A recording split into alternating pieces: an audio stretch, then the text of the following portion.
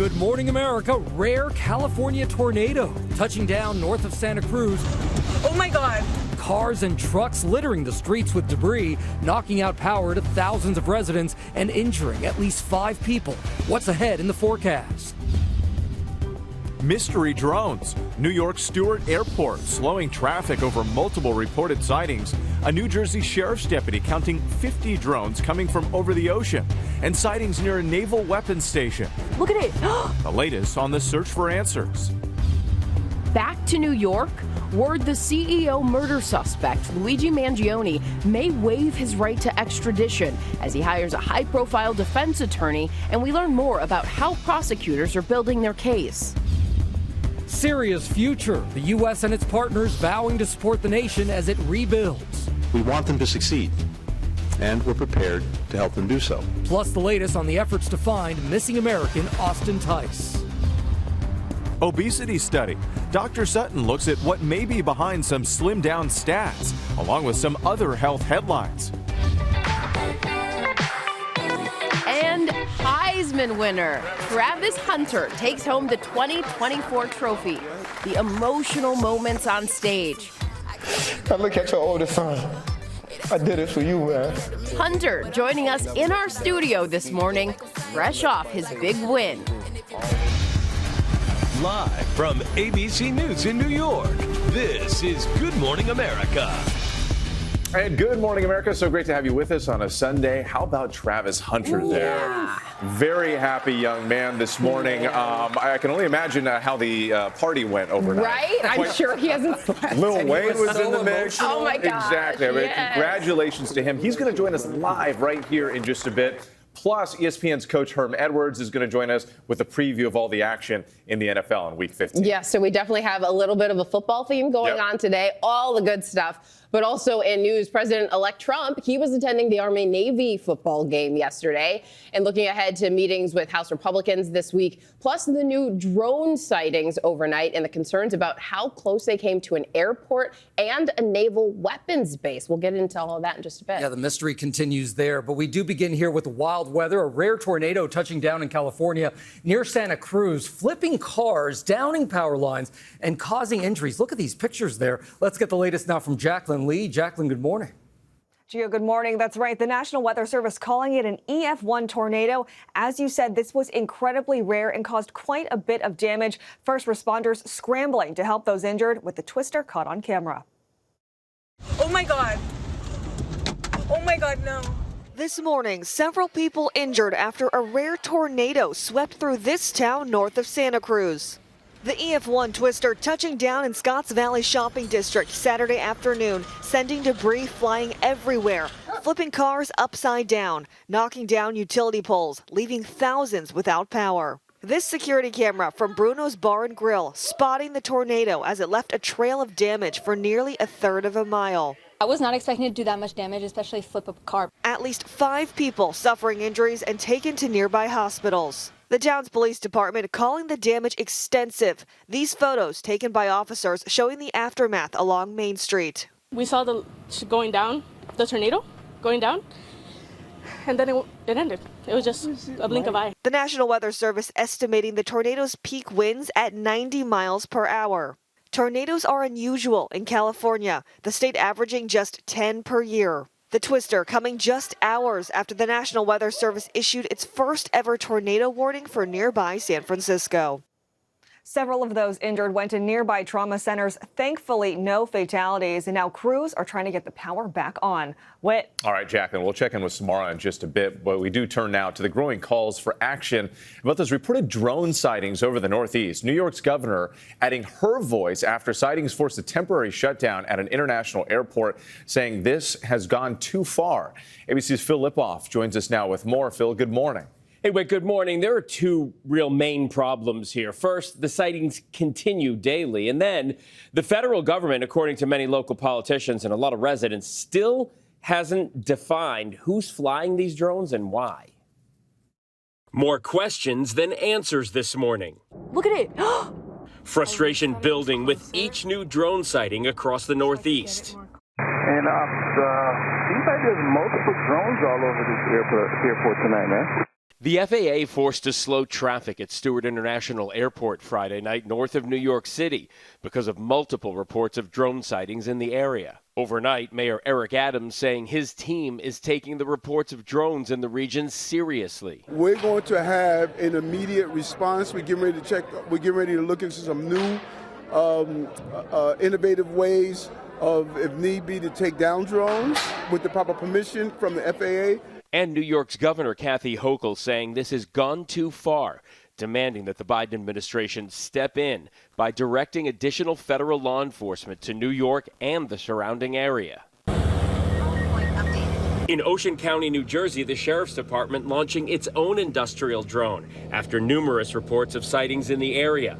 One deputy reporting roughly 50 drones coming in over the ocean. The facts are that they are very big objects in the sky. The fact is nobody, that's just concerning to us, is nobody has seen them land or take off.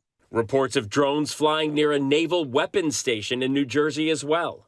And I did talk to the commander there. His men are seeing it right there at the base. Are you kidding me? A munitions depot of that caliber, and these drones are hovering in close proximity to it. So on a call with reporters, officials from a wide range of agencies, including the FBI, Department of Homeland Security, and the FAA, a Joint Chiefs of Staff official confirmed those drone sightings near the naval station that you just saw, but added that they do not believe they are from a foreign actor or have malicious intent. Still, so many have this question, Janae, as to how do you know that? So many questions, Phil. I'm saying this with a smile. Phil, thanks to you, but Whit is going to be out digging more into this story to try to get some answers. He's going to be playing a little bit of Mulder and Scully.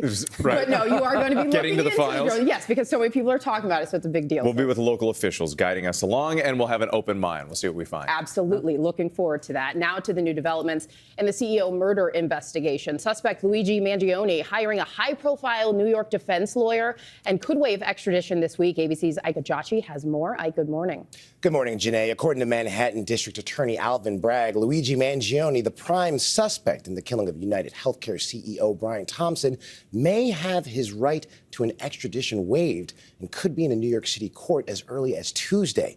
Now, Mangione has now retained the services of Manhattan defense attorney Karen Friedman, who is a longtime veteran of the Manhattan District Attorney's Office, serving as second in command for several years before entering the private sector.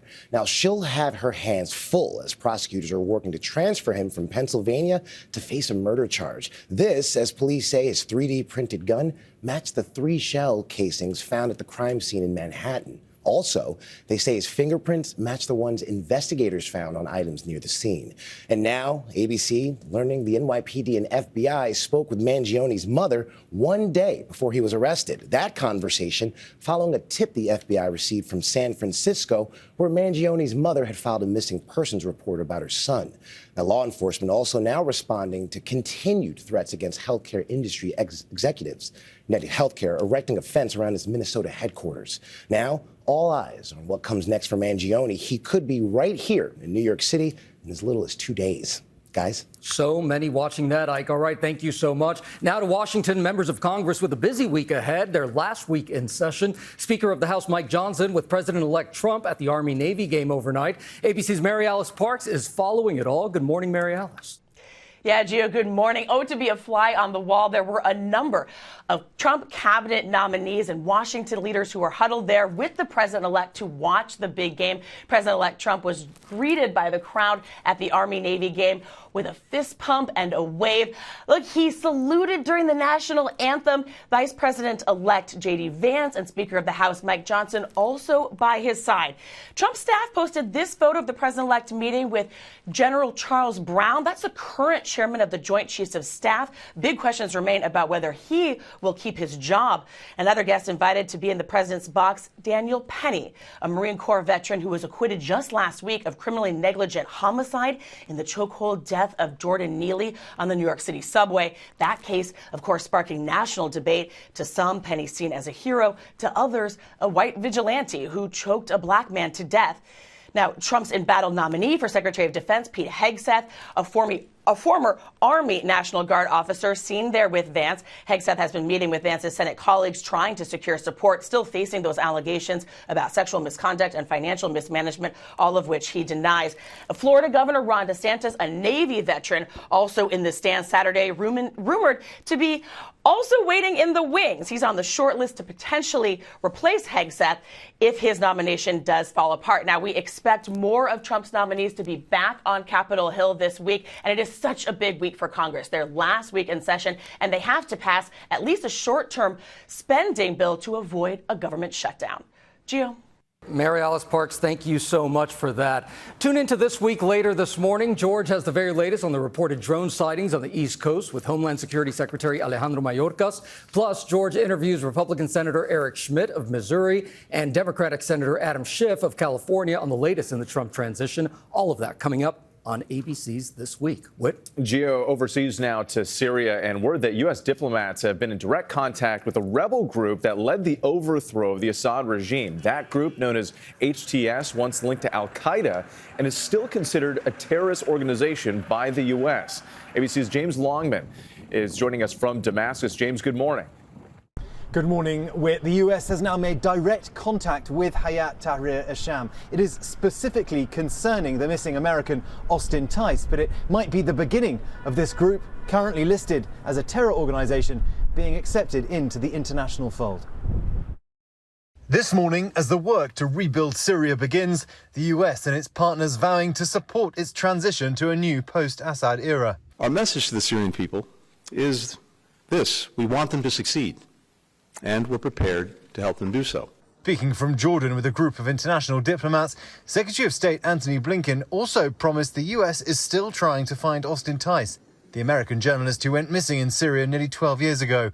Blinken confirmed for the first time that the U.S. had made direct contact with the rebel group HTS, who toppled Assad. We've been in contact with HTS and with other parties. We have impressed upon everyone we've been in contact with the importance of helping find Austin Tice and bringing him home.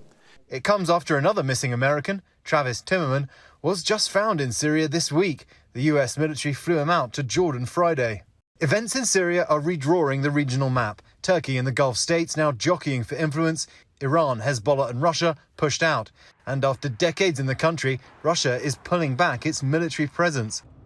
This video shows military vehicles with Russian flags leaving the Damascus region. Rebel leader al-Golani, now appearing in civilian dress and going by his real name, Ahmed Shara, continues to strike a moderate tone. His focus, he says, is building the institutions of state, which are hollowed out by years of Assad corruption.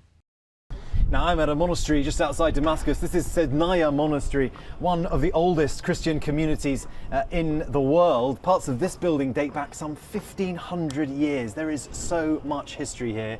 But we saw worshippers coming out of church just earlier today. One lady visibly distressed, very upset about the airstrikes that have been ongoing in this region, Israeli airstrikes. There is uncertainty here. There are diverse communities up and down this country wondering what the future will mean for them.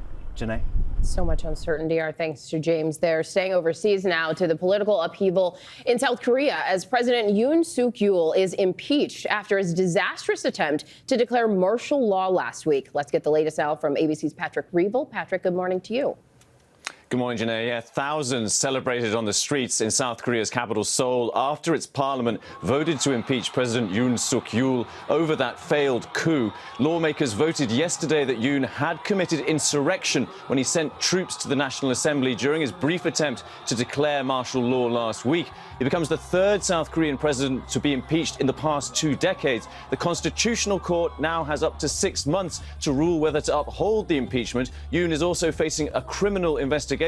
In a TV address, he vowed he would never give up, and today defied a summons from prosecutors. South Korea's Prime Minister Han Duck-soo is now the acting president, and this is extraordinary political turmoil in a key U.S. ally, and at a time when North Korea has been behaving more aggressively. President Joe Biden overnight called the acting president, praising the resilience of South Korea's democracy and reaffirming the U.S. alliance. Now, the Constitutional Court is due to meet tomorrow. South Korean politicians today are calling for it to rule quickly, after which elections could be held, possibly, though, it's still months more of political uncertainty. Gio. Fascinating to see what's happening there. All right, Patrick, thank you for your reporting. Now to the next move this week by the Federal Reserve as the Fed considers another cut to the interest rates.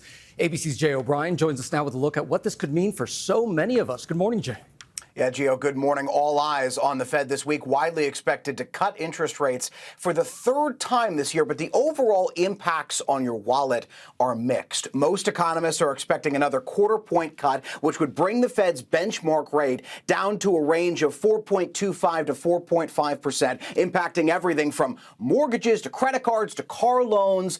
But some borrowing costs, like credit card rates, still remain high despite those consistent cuts by the Fed. And all of this is complicated even more by new inflation numbers. Last month's consumer price index showing prices rose 2.7% compared to the same time last year. That's down significantly from its peak, but still above the 2% inflation rate the Fed has been aiming for. Food and energy prices, typically the most volatile, rising in November in that report. And to fight inflation, the Fed usually raises interest rates or holds them steady. That's why if there is that expected rate cut this week, some economists are projecting that it might be a while until the next one, and the Fed might move cautiously into the new year.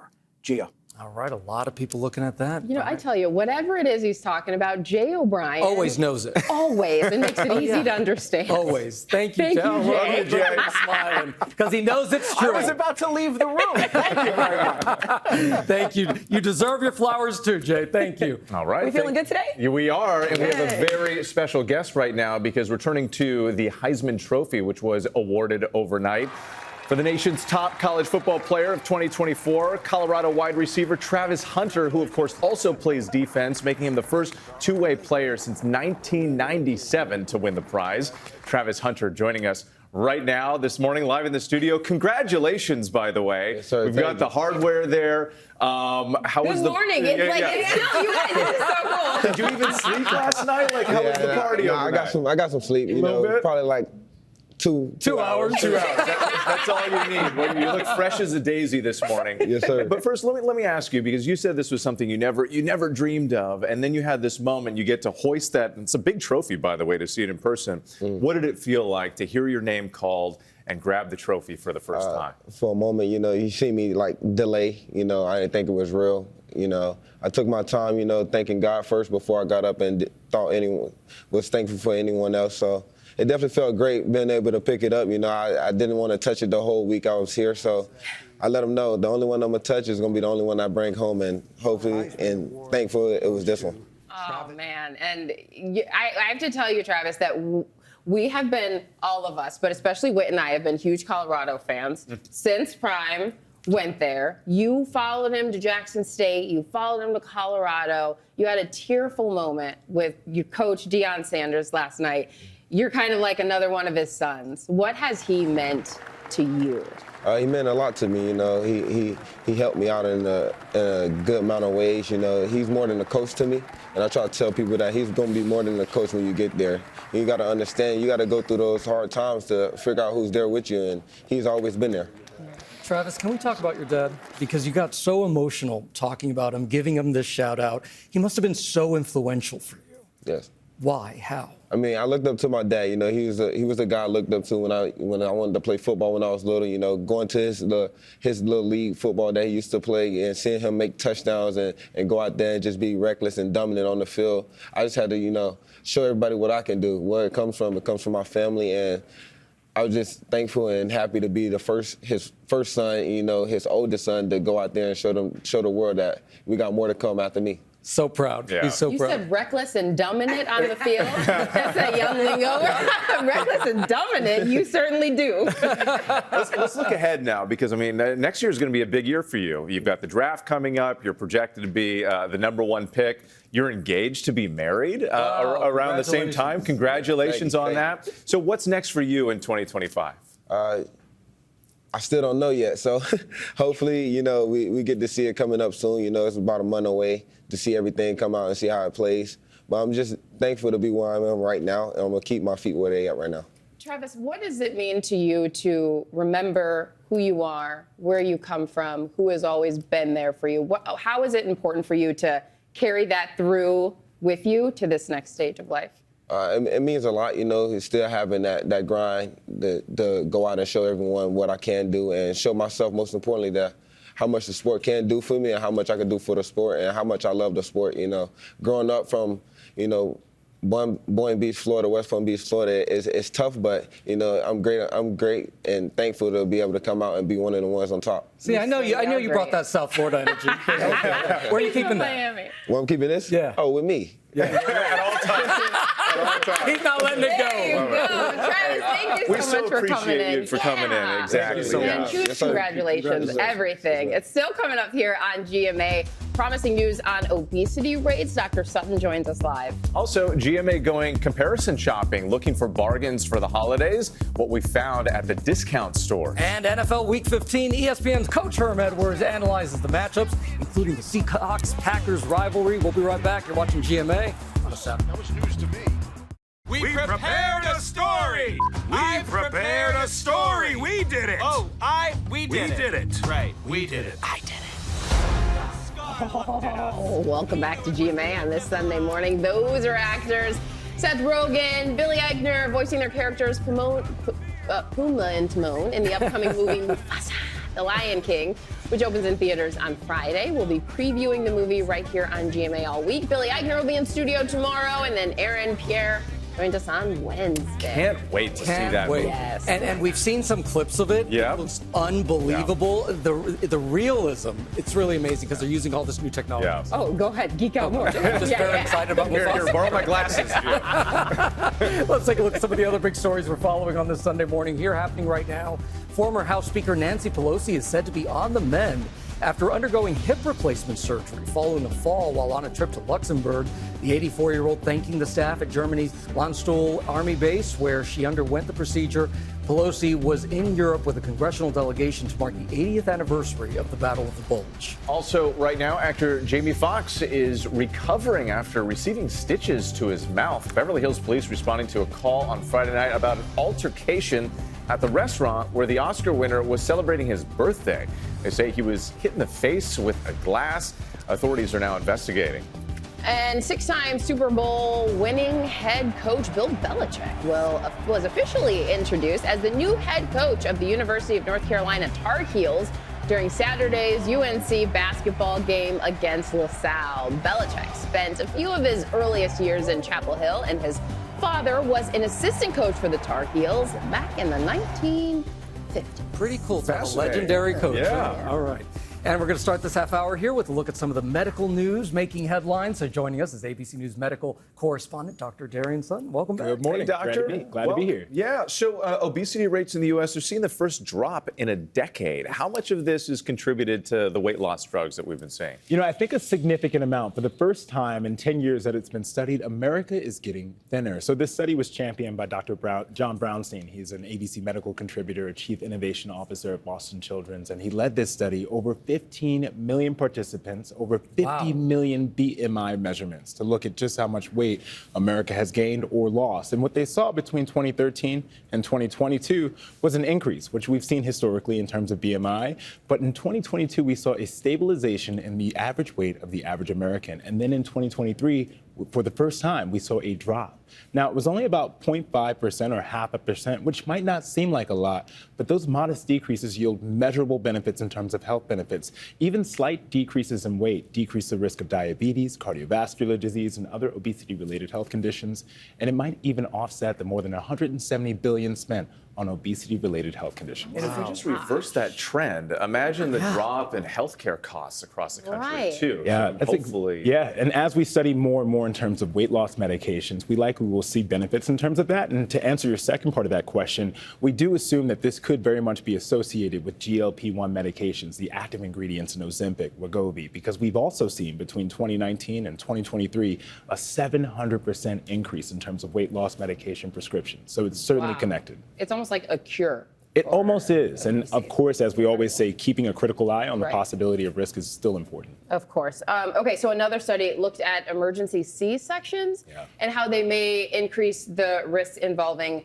future pregnancies.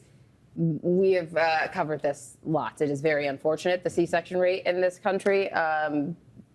What can you tell us? We have covered it and we've talked about it. In medicine, you always want to reduce unnecessary procedures. Make no mistake, C-sections are a major surgery and they come with their own risks. In this study, they found that those women or women who had C-sections emergently was associated with an increased risk of preterm labor later on or in future pregnancies. Now, obviously, that's something you want to prevent. This study was done in the UK, but these risks can be replicated in different ways within the United States. Something that needs to be said is one of the drivers behind emergency C-sections is insufficient prenatal care. That means delay in diagnosis of conditions during pregnancy. How does that happen? A lack of maternal care access, which unfortunately in the United States, more than 30% of counties don't have an OB. Dr. Sutton, will you please just run back that one sentence that you just said? Yeah, one of the drivers in emergency C-sections is a lack of insufficient care to mothers who are in their pregnancy. And that is what we're always trying to prevent.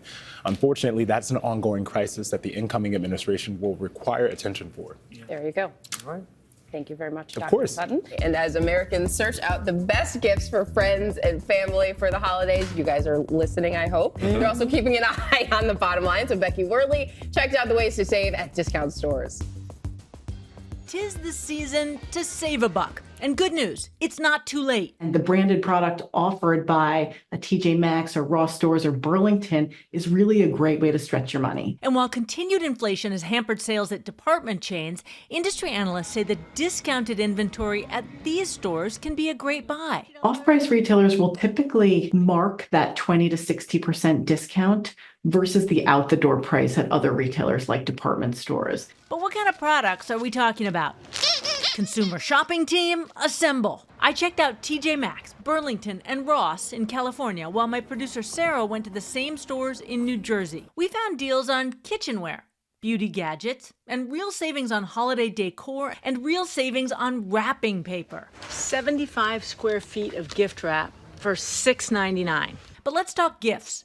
At TJ Maxx, I found this American Tourister suitcase, normally $88, $49. And at Burlington, the same suitcase and the same price, but whoa. Hot pink suitcase? Okay. $84 comparable value listed for $49. Then my producer Sarah went upscale. This Tory Burch purse, which is currently on sale at department stores for $228, was $179 at TJ Maxx. That's a $50 savings. And this year, one big change, so many of these discounters have a lot of toys. Squishmallows of the same size were at 2 stores. At Burlington, this one was $15.99, now $11.99. $4 off, and still squishy. But the lowest price, $6.99 here at Ross. And for the Zuru Smashers Dino Egg, currently $24 online. Kids love this stuff. TJ Maxx had it for $18, Ross $16, and Burlington $15.99. It was Burlington that had the lowest price, $9 off. Toys have become pretty expensive over the last couple of years. We're seeing increases in prices up to 20 to 25%. So as people are looking to save a little bit more money, they turn to these value retailers and happily, they're ready to offer you some more toy options. For Good Morning America, Becky Worley, ABC News. Our thanks to Becky Worley. We've all been comparing our favorite discount stores. Absolutely. Yeah, certainly do. Yeah, Gio got banned from the dollar store one time. No, I did not. Oh, no, that was Amazon. That's right. A look at the big NFL matchups. Joining us with his insights, his awesome insights always. Once again, ESPN football analyst, our friend Coach Herm Edwards. Hey, Coach. Hey, Coach. Okay, let's start with the showdown between the Detroit Lions and the Buffalo Bills, a potential Super Bowl preview. So what does each team need to do to walk away with a win here, Coach? Well, defensively, if you're the Buffalo Bills, you have to be well aware of fourth down. Detroit Lions play 4 downs, and you got to know that on fourth down situations, they will go for it. I think on the reverse side of it, if you're the Buffalo Bills, you want to make this a high-scoring game. I mean, you want to get it in the high 30s, and that's all on Josh Allen. Third down is going to be critical for the Buffalo Bills, and Josh Allen's going to have to put his cape on today. He's going to have to play Superman, not only throwing the ball, but he's going to have to make a lot of plays with his legs to extend the series of plays, because the Detroit Lions want to hammer you with their run game, with Gibbs and Montgomery. They want to be a slow, methodical game. You don't want it to be slow, methodical. They win that game. You've got to make it an open game. Make them try to catch you. Score touchdowns. Josh Allen has to do that today to win. He said he's got to put on his cape today. All right, Coach. Up next, Pittsburgh Steelers versus the Philadelphia Eagles in the Battle of Pennsylvania. Top rushing offense will meet one of the league's elite defenses. How do you see this playing out? And objective journalism only, sir. Yeah, I played in this game a few times, by the way. But I'll say this. If you're the Philadelphia Eagles, Jalen Hurts is going to have to throw the football because the Pittsburgh Steelers have an outstanding defense. They are not going to let 26 win the game for them. So they're going to stop the run. Jalen Hurts the last 2 weeks has only thrown for 226 yards. That's not good for a pro quarterback of his stature. So he's going to have to throw the ball at the Pittsburgh Steelers. And if he can do that, these Eagles have a chance to win. But this Steelers defense is really, really good. And so you got to be careful because they take the ball away in bunches. But Jalen's going to have to throw the ball if the Philadelphia Eagles are going to win this game today. Excellent. That's going to be a great one to watch. All right, let's recap our Who's with Herm here, our Monday Night Football picks. Let's go to the leaderboard here. You'll notice me at the top with 12 wins. Janae coming in a hot second. Herm with 9. Gio with 5. All right, we got 2 NFL games here on Monday night. Let's focus on the Bears versus the Vikings. That's airing here on ABC. Coach, who you got for this one? Oh, this ain't even close. This is the Vikings, right? Yeah, I got to get a game that's tight so I can go the other way, so I can catch up with you guys. But it's the Minnesota Vikings. It's the Minnesota. Sam Darnold and this offense, they are high flying right now. They can score a lot of points. And the Bears, you know, they're struggling, as we know. Caleb Williams, I think, is a good quarterback, but they can't keep up with the Vikings. Okay, Gio, from the bottom. I'm going with Herm. Okay. I'll go with the Vikings. Bears. Really? Oh, look at you're really? It's a homer pick, hometown pick. Yeah. Now, this ain't just – wow. Is this the Super Bowl dancing Bears? I know. Somebody's going to do it. Coach, we got to run. Thank you. I'm going Vikings, by the way. Okay. I'm going Vikings. You can watch the Bears versus the Vikings, 8 p.m. Eastern tomorrow right here on ABC. And the Falcons against the Raiders over on ESPN. That's at 8:30. We'll be right back with our play of the day. Thanks, Coach. He said, Thank you.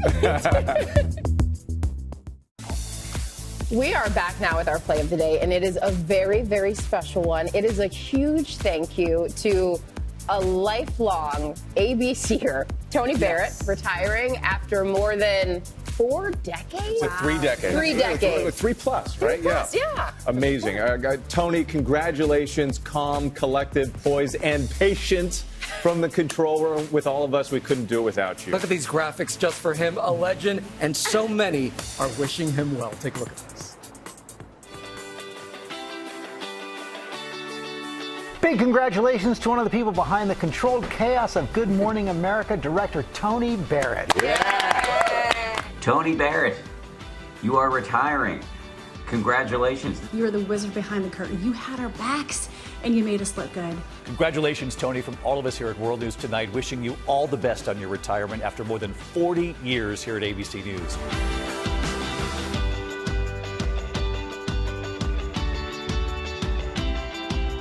Tony, thank you for making my weekends enjoyable. Okay, Tony. Yep. You're just missing part 3. We're going to miss you. I'm going to miss you. I'm really going to miss you, Tony. Hi, Tony. Hey. Congratulations. Tony, you know we're going to miss you because there's no one quite like you. You have an exceptional gift for timing, are always calm and clear under pressure.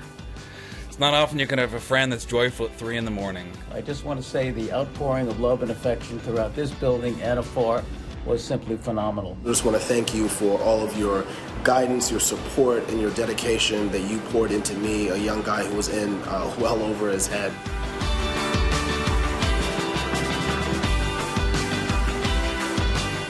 We're really going to miss that smile and that leadership in the control room. But I could say that I'm the last person that got to sit next to you for your final show, and what a pleasure that is. Tony! Congratulations, Tony. Wishing you the very best in your retirement. Farewell, my dear. All right, we're going to miss you, but you know what? This is your best next chapter, right? Congratulations. Congratulations. Tony, we absolutely a round of applause. cherish the work that you've done for us here at ABC News. Congratulations, The very best in retirement, Tony.